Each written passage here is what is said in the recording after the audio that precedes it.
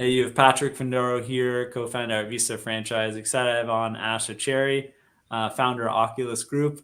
Also a neighbor of mine in Miami Beach. Yeah. Really top recruiter in the space for all different types of IT technical positions, even hedge fund analysts and financial professionals. And he's worked with a lot of foreign nationals. Ash, you came over yourself from the Mhm. UK, so you've gone through the immigration process. Oh, Um, yes. Yes, absolutely. Nice to make everyone's acquaintance. Yes, as you can tell, I can't hide the British accent. I have. Yes. Yeah, I came through my wife is American, actually. And you can tell by my suntan that I'm on my redness. I live in Miami as well, next to Pat. Yes. But yeah, really excited about this because there's lots we can uncover about what's going on. I've been in the industry for 13 years in the US, so I've seen it all, seen the progression, and seen a lot of really great changes now, especially for young technologists, which is my field in particular, who are looking for land jobs in the US, who are very sought after as well. and I think the key, like kind of like we talked offline, is Mm. if you're looking to get a job in the US, you have to make it as easy as possible for the employer to say yes. So the least strings attached, we're talking about visa sponsorship, moving package, whatever, the less you have attached to them saying yes to the employment contract, it's going to be a lot easier for you as the applicant as well as the employer for the position. Yeah, exactly. And that's what I was saying. I've seen things change somewhat remarkably because 10 years ago, it was mandatory that you obviously had to be senior enough to work for an organization, preferably an American one that had a global offices, and then get a transfer. But now, as you've seen, especially in technology, where the ages of these overachievers are getting hired with less experience, and it's fantastic. There are guys coming straight out of university who are even more qualified than a tenured person with 15 years experience because they're just been able to pick up the tech a lot quicker, and things have obviously advanced so much. So I push it a lot to people, absolutely, when they're looking to, shall I go into technology or shall I go and work for a big firm and learn it there? No, absolutely. Get the degree in the tech space now, because there's so many online courses that you can do to add and enhance those skills. And when you come out of college, then you are absolutely ready for the job place. And that's what markets are looking for, clients are looking for. People are not frowning upon junior people coming into the market anymore, thinking, oh, you've got lots to learn. Where no, it's not at all like that. Like, we learn now in nano education. We learn in 30-second bites and minute bites. And so just magnify that with a college degree now and everything else enhanced on top of it. So yeah, and that's from experience placing people on a weekly basis at very, very big companies across multi-vertical, who it's started surprising me over the years, but now it's just the norm, where Bloomberg are hiring someone that's 25 and they're a senior engineer for the same salary as someone was 10 years ago. It's fantastic. It's amazing. And they're learning so much. So, And for the foreign clients that you worked with, the newcomers to the US, there's different options. I mean, ideal scenario, it's like you came here, you married an American, you got legal status. I would imagine that's number one, where it's like you have legal status, whether it's through marriage or your spouse has a non-immigrant visa that gives you work authorization, because that's going to make your job a lot easier. I imagine working with the candidate throughout the recruiting process. For sure, yeah, and obviously my industry, the recruitment industry, was rather easy for us to set up our company in New York back in 2011, because obviously our end goal and mission statement was to provide Americans and North Americans jobs. And so we were able to get the business. And myself, I was on an EB1 visa, and then obviously the E2 visa as a director. So my point is, it's actually being valuable to what the American government are looking for, firstly. So that was an easy segue for me to come into the market. But yes, like Pat said, marry an American would be the number one. It comes with its perils as well, especially my wife, who's a New Yorker, an Italian like me, so feisty, but worth it. But no, the point is, by having a niche, and especially with an EB1 visa, you can independently go out yourself and become qualified. And there's the EB1A, there's the EB2 NIW. So there's a few ways, whether it's through extraordinary ability or doing a national interest waiver, that at Visa Franchise, we mostly work with the EB2 NIW candidates, but in about an 18-month period, you take control of your destiny, and it's going to make Ash's job a lot easier for you to get a job in the United States. Oh, absolutely. And I get so excited working with young guys as well when they've actually landed their own visas and they've researched the process, and they come to me and I ask them the question, and I'm just closing my eyes and crossing my fingers. I'm like, what's your visa status? Said, oh, we don't need sponsorship. I've done it all myself. Blows my mind. But it's very few and far between, but people need to know about it, that they can do it themselves, because they don't realize how sought after they are in the market. But that is the one thing that clients will say, we do not sponsor. We do not want to sponsor. And I ask why. And they say, because it's just got to get lawyers involved and it costs money and the process takes too long. And especially in technology, the hiring managers, they want someone immediately because they're the ones that have the pain points. The company's losing a lot of money because their jobs are so in demand. In Europe, they have these 6-month notice periods, which are just mind-blowing. Like, how anyone does business in my industry in Europe is just crazy. Well, in America, it's a 2-week notice period. So imagine they fire someone or someone gets laid off. They need to fill that job straight away. And if they've got proposals and job offers and, on the line, the sales guys are hitting the tech people. Come on, you better have developers for me or technical engineers. So everyone's churning at the bit just to get someone on board. So it's very, very fast paced, which is great for me, but also great for people who want to be in demand as well in the US. So it's a win-win situation. It's just such a great market, and it's candidate driven. It always has been, it always will be. There's tons and tons of jobs out there.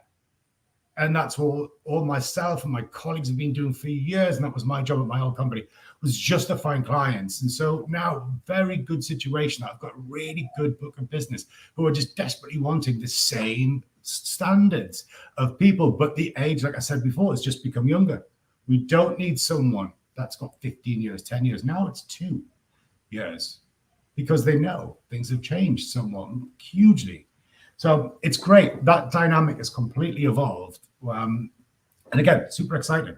Super exciting. Have you had any recent international students in the US that maybe got a master's in computer science and then they had OPT status where they could legally work for a 3-year period, but the employer had to basically go through some minimal paperwork? Have you seen employers being open to that?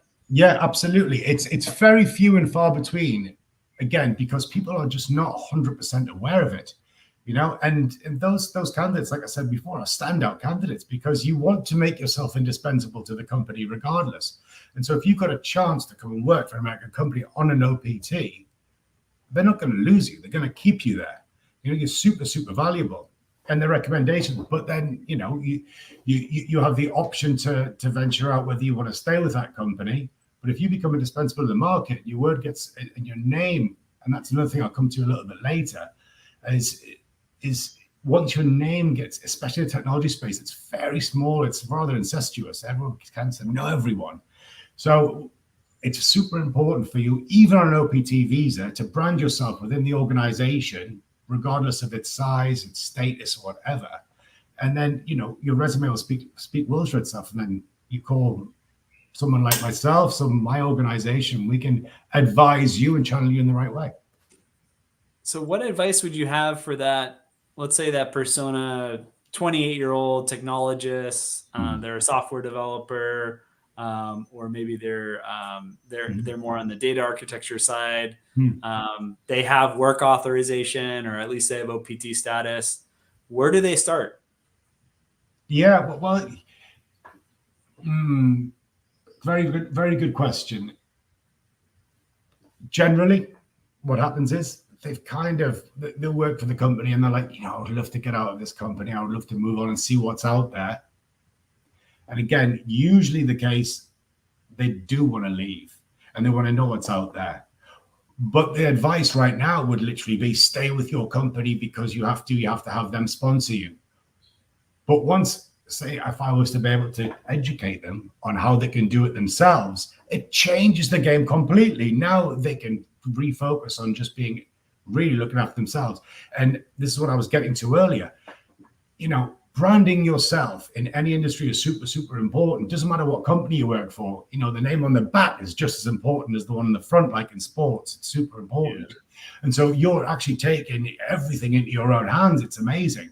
But so many people are not aware of it. They think they've got to just stick with this company and stay for a long time. That 28-year-old engineer is like, well, no, I've got to stay here until that day that they turn around and say, okay, we'll sponsor you. But imagine if they've already got the visa themselves and say, actually, I'm okay. I can choose to stay. I'm actually looking at another organization. The company will be like, oh my gosh. So that's power putting back into the people, putting back into the candidates. And again, like I said, it's a candidate-driven market. Always will be. So we just got to make it even more candidate-driven. So more competition. What are you seeing like in terms of like wage suppression? Like I have friends in Miami, and I'm sure you do, where they were on H-1B for 5 years, and the employer keeps dangling the potential to sponsor an EB-2 green card. Yeah. And they're getting paid less than they should compared to their American peers. And what do you kind of see? Like, how much are they leaving on the table, not taking it into their own hands and securing their own green card, securing their own future? Yeah, the H-1B is a really, really good example to use, actually, Pat, because there are so many companies and clients that I've been to, and these guys are seriously, they get paid so much less, much less, and clients do know that, because again, they run the risk. It's the fear factor of leaving, and especially over the past couple of years, people on H-1B visas now that they can be rejected straight away, and then they've got to go back home overseas, and that's a hell of an undertaking after you've raised your family here and your kids are here, and it's terrible, and they can be waiting for their green card for 20 years. And it's just dumbfounded me over the years I've spoken to all these people, and they can never work at any federal clients because, if someone wants to choose that, and in technology, that's very, very important to get some level of clearance, because the federal market is brilliant for technologists to work in. Just to add that onto your resume as well is super important. So they don't have that. They're losing that to their advantage as well. But H-1B visas, I've seen just a demise over the years so much. And it's one of the first things that clients will say, look, we don't sponsor, especially not the H-1B visa. It's just so difficult. It's so expensive. And it's really sad, because I know hundreds of seriously strong technologists, amazing communication skills, amazing technologists as well, who work super hard, but they'll never get to the level of anyone else because they just can't. It won't happen. It won't happen. And it's super sad. Yeah.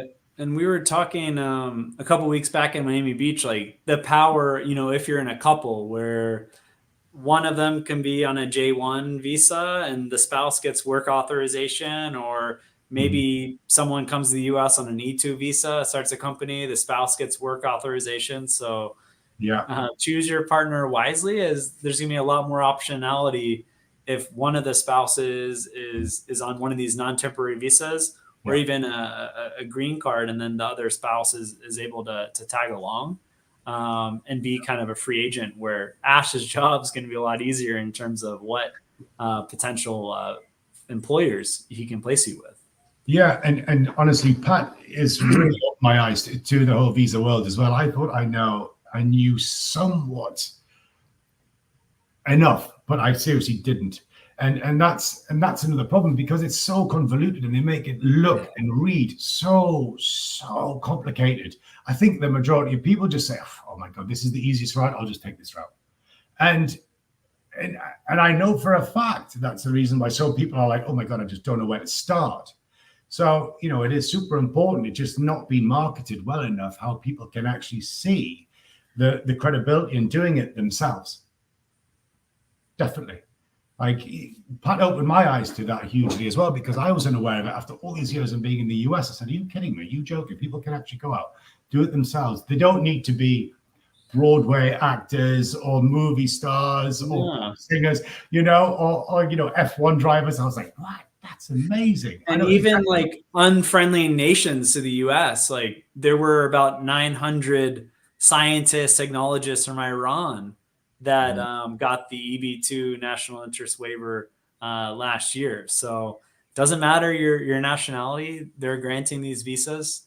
There were 3,700 Brazilians that applied last year. Wow. I think just last quarter there were over 1,000. So there's a lot of folks that are taking the American dream into their own hand. And yeah, it's going to basically add a huge opportunity to you and your family. Maybe Ash, there's a bunch of questions that are coming in. Maybe we could go through some. Nico Bazzolo, what are the important factors to consider when researching and targeting companies in the US job market? Hi, Nico. Yeah, that is a very, very, very good question that I get asked every single day. So I think it's like super important for you to absolutely cherry pick. And what I mean by that, excuse my British colloquialism, is literally pick the exact companies that you want to work for. Even be, a little bit broader to be what industry, and then cherry pick the companies. So if you want to work in the technology industry, but in the vertical would be in the sports department, like say Nike have an amazing technology department. And in a nutshell, speak to a recruiter, because our market knowledge, it's our job to know and research. Like, trust us, because we know exactly what's going on in the market. I've been doing what we've got analysts that work for us that just feed us this data, and then we're the ones that have to sift through it. So definitely speak to a recruiter. Again, it's like the visa situation. You can get so mixed up in all this data and information, where if you speak to someone that does it every single day, it'll just clear conscience straight away. We're not scary. Speak to us. And I've heard a lot of the job posts are just get staled, like whether it's on Indeed or on ZipRecruiter, where the post, it's not even for a position that's available at the moment. Yes, that tends to happen a lot. Again, and it happens a lot in spaces where clients are looking to win accounts. And so they can put their hooks into the market with using the likes of an Indeed, all those other job sites. And all they'll do is they'll get thousands and thousands of applicants. And then they'll utilize those applicants and say, look, yeah, we have 5 or 6 people who are all great on paper. So they can go to the client and say, look, all these people are potentially going to work for us. And the client's like, okay, great, you've won the contract. And then now they're like, well, yeah, we don't like you. Where, again, it's super important. Speak to a recruiter, speak to someone like myself who can tell you genuinely. And I don't like to work with human resources. Human resources people are not going to like to hear that. But, the odd good ones are great. But we like to speak to the people who are really feeling the pain points, the CTOs, the line manager, the decision maker who can literally say, give me a timeline and say, no, this is really live, and ask why. How much money is the company going to lose if this job isn't filled? So I'm getting real proper information to go back to the candidate and say, no, this is exactly why it's open. This is when it's going to be filled, because Indeed's never going to tell you that. So a little bit of a question from Paula. Hello, are there any U.S. industries that are particularly open to hiring international job seekers? Oh yeah, for sure. Absolutely, there are. Prime example, just yesterday. That is super relevant. Working with a Swedish company, and they're literally looking to expand their whole applications engineering team in the US. So I had this conversation with the CEO yesterday. They've already cleared it with the government. They've already set up their office space. They've already got the numbers of people they want to hire, and they're hiring Europeans, international speakers. Again, the diversity inclusion market as well is that is also included. They want people from overseas also who are willing to stay and work in the US. And like Pat said, to chase the American dream. A question from Tomas, I'll take the lead on. Could you share a little bit more about what the OPT visa would be? Essentially, OPT is actually a status where you're on a F1 visa generally. And you're able, if it's a STEM degree, you're able to get 3 years where you can work for an American company, as well as there's certain other statuses like the CPT, where you can enroll in a U.S. University or program, and some of them allow you to start working from day one of the program. So the visa category is the F1 in most cases. There are programs that you could potentially do a J1 for certain programs, but most commonly is the F1 visa, and then you get OPT status. Mm-hmm. Ash, what are some common mistakes that you see people make in just like the first interview when they're going through the process, and you're talking to the employer after, and you're like, oh, how'd everything go with that candidate? Did you like them? And they just say, all right, this is a good one. So when you are in an interview and you're a technologist, absolutely mandatory. When someone is asking you a question, especially if you're an engineer, if you're a developer, and you're asking you a question, what you did on a project, it is super important. You do not go off on a tangent and start talking about what the team did. And we did this together and we collectively did this. It's super. You've missed the one thing that every hiring manager hates. You didn't answer the question directly. I was responsible for this. My task was this. I brought this project in under time. I brought it in, and the result was this. I was responsible for this. Got to be super important to be direct. That happens all the time. But it took me a while to kind of pick up on it. When I first came to the US, then I started interviewing people, and they kept doing it, and I was like, oh my God, you have to stop that. So now I do prep every single person, and they always thank me for it, because they say at the end of the interview, oh my gosh, I started talking about the team, and then I had to literally rein myself back in. So that's a very easy one. That's a really good point. And part of it's cultural, where Americans were much more individualistic, and we want to know exactly what you do and what you're going to contribute. Yeah, you're contributing to the team, but we have 30 plus employees. I want to know what they've done and how they're going to fit into the picture. And yeah, we statements, team, I guess save it for another time. It's not appropriate. Especially in an interview. And again, it's going back to what I said there as well.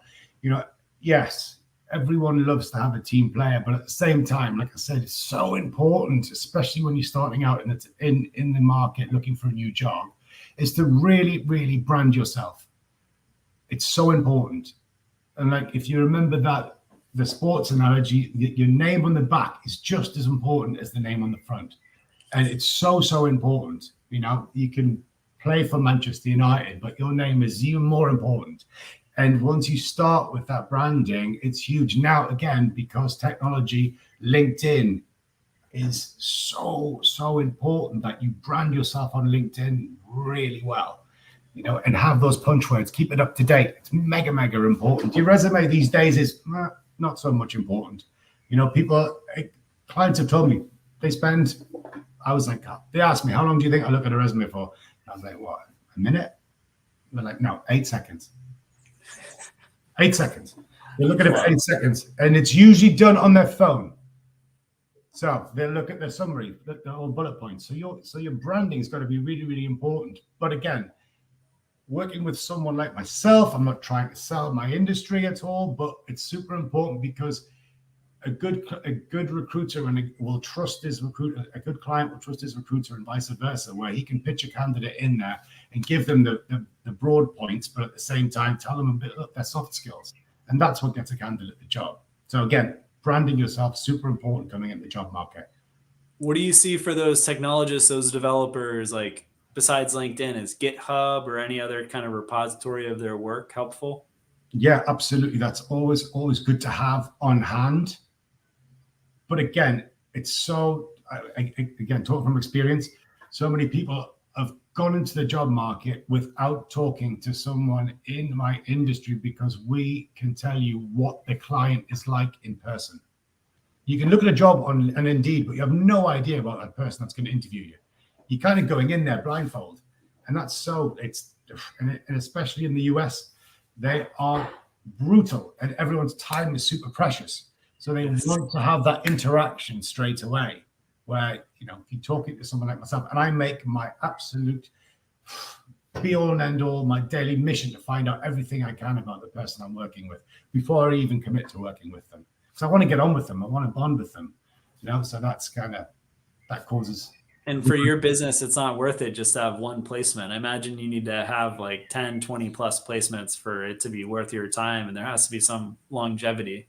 Exactly. Yeah. And that's fortunately where, you know, in the situation that we're in now at my current company, you know, my old company, we had to build a market from scratch coming from the UK. And that was so difficult. You know, we were working from the UK and building a market in the US. And then we were working crazy hours with the time difference. And so building it from scratch was super important, but we still maintained those same clients to date from, you know, 10 years plus. And I don't need a job description. They will call me and give me the job over the phone. Then I'll go to the market and I'll phone people, usually candidates that I've placed in the past. So it works both ways. So again, it's branding yourself, having that trust in the person that you're working with. But again, indeed, the job boards are fantastic to give you a grasp of what's going on out there, but take them with a pinch of salt. Take them with a pinch of salt, definitely. Speak to people. And when does it make sense to get a US degree? Like for those coming from Asia, Europe, Africa, does their local degree carry as much weight, or should they seriously consider a master's and work in parallel, as there are options where you could get a master's and also work in the job? Yeah, absolutely. If that is an opportunity that presents itself to you, I definitely go for that. If you can get work experience while doing a master's in the US, it's golden, absolutely golden. But again, it sounds very confusing. In fact, it sounds very far-fetched to be able to achieve that, but it's really not. It is not at all. You know, it doesn't need to be. If you're passionate about it, speak to people, definitely, because again, if you start reading about it, it gets so confusing. So just speak to people like Pat, a Visa franchise myself, would love to, and we'll tell you and advise you. Ash, any concluding thoughts for those newcomers to the US that are seeking employment? Well, ultimately, it goes down to, like I said many, many times, being super, super passionate in yourself and what you and not being afraid of going up against these senior people, because they are looking for junior people who they can learn from just as much as you can learn from them. So again, regardless of what you see in what you see on the market, if there's tons and tons of jobs and there's a million applicants online, don't worry about it. Speak to people like myself. Shoot me a connection request on LinkedIn. Love to chat to everyone about it. But yeah, so that's the best way for people to get in contact. LinkedIn. Please do. Yeah, Ashley Arceri at LinkedIn as on Oculus. There's only one. I'm British. I've got a girl's name. I live in Miami, so easy to find. Well, Ash, we'll conclude on that, but we look forward to sending you many of our clients, and hopefully you can place them in amazing jobs where they're able to earn 2x, 4x, 6x what they were making in their home country. Absolutely. Love to. Pleasure, guys. Thank you so much. Thanks, Ash. Thanks a lot.